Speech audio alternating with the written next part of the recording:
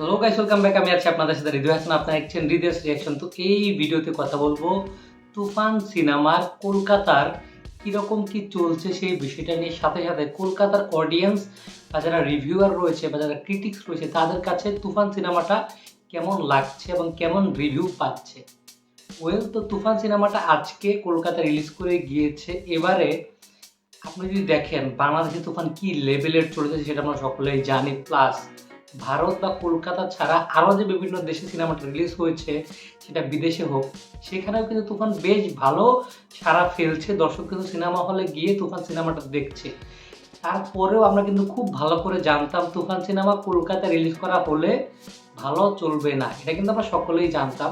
তো তারপরেও সিনেমাটা কলকাতা রিলিজ করা হয়েছে এবং প্রত্যাশা অনুযায়ী এই সিনেমাটা ভালো চলবে না, এটাই স্বাভাবিক। কারণ কলকাতার ফিল্ম ইন্ডাস্ট্রিটা এখন এমন হয়ে গিয়েছে, মানে তাদের যারা দর্শক তারা কিন্তু কেউ বাংলা সিনেমার দর্শক নয়।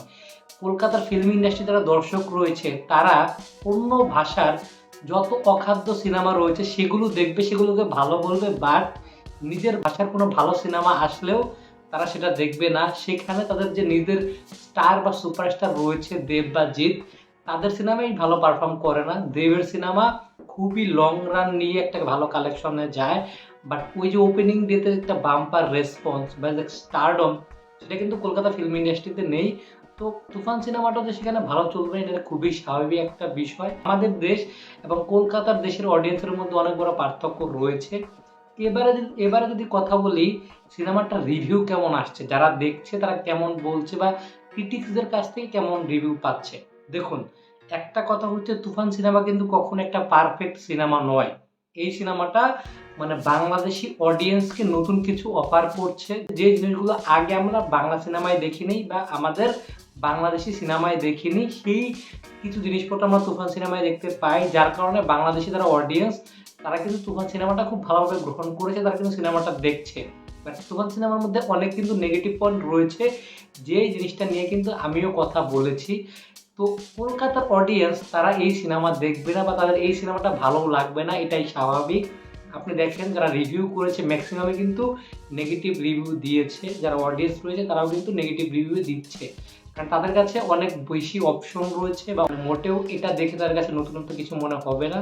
তো সেই বিষয়টাই হচ্ছে আমার মতে কলকাতায় তুফান সিনেমাটা রিলিজ না দিলেই বেটার হতো। কারণ অন্যান্য দেশে যারা বাঙালি রয়েছে তারা কিন্তু ঠিকই তুফান সিনেমাটা লুফে নেবে, কারণ তাদের কাছে এটা অনেক বিশাল একটা কিছু। বাংলা ফিল্ম ইন্ডাস্ট্রিতে দাঁড়িয়ে তুফান সিনেমাটা বিশাল একটা কিছু, যেটা কলকাতার অডিয়েন্সের কাছে নয়। তো সেই জন্যই কলকাতায় সিনেমাটা ভালো চলবে না এবং এর রিভিউ খুব বেশি ভালো আসবে না। তো এর কিন্তু একটা কারণও রয়েছে, কারণ তুফান সিনেমায় আপনি যদি দেখেন এখানে কিন্তু ইমোশনের যথেষ্ট পরিমাণ ল্যাকিংস রয়েছিল। সাথে সাথে শাকিব খানের যে ক্যারেক্টারটা, তার যে জার্নি, এই জার্নিটাকে টক্কর দেওয়ার মতো কোনো ক্যারেক্টার কিন্তু তুফান সিনেমায় রাখা হয়নি, চঞ্চল চৌধুরী ক্যারেক্টারটা বাদে। যার কারণে কি হয়, আপনি শাকিব খান অনেক কিছু করলেও সিনেমার সাথে সেইভাবে আপনি কানেক্টেড হতে পারবেন না বা সেইভাবে মজা পাবেন না, যে জিনিসটা হয়েছে কলকাতার অডিয়েন্সের ক্ষেত্রে বা রিভিউয়ারদের ক্ষেত্রে। তো সেই জন্যই মূলত তারা তুফান সিনেমাটিকে নেগেটিভ রিভিউ দিচ্ছে। বাট বাংলাদেশি ইন্ডাস্ট্রির কথা চিন্তা করলে বা বাংলাদেশে দাঁড়িয়ে দেখলে তুফান সিনেমাটা অনেক বেশি কিছু অফার করছে আমাদের জন্য। সেই জন্য তুফান সিনেমাটা বাংলাদেশে এত হিউজ একটা বিজনেস করেছে। সাথে সাথে বিদেশের মাটিতেও যারা বাংলাদেশি রয়েছে বা বাঙালি রয়েছে তাদের কাছে তুফান বিশাল বড় একটা কিছু। তো সেই জন্য ওই সমস্ত দেশে তুফান সিনেমাটা ভালো চলবে। তো এটাই আমার বলার ছিল গাইস। আপনাদের কি মনে হয় সেটা অবশ্যই কমেন্ট বক্সে জানাবেন। আমার সাথে যদি আপনারা একমত না হন সেটা অবশ্যই কমেন্ট বক্সে জানান। ভিডিওটা ভালো লেগে থাকলে লাইক কমেন্ট সাবস্ক্রাইব করতে ভুলবেন না। দেখা হচ্ছে নেক্সট ভিডিওতে। Till then take care, bye by.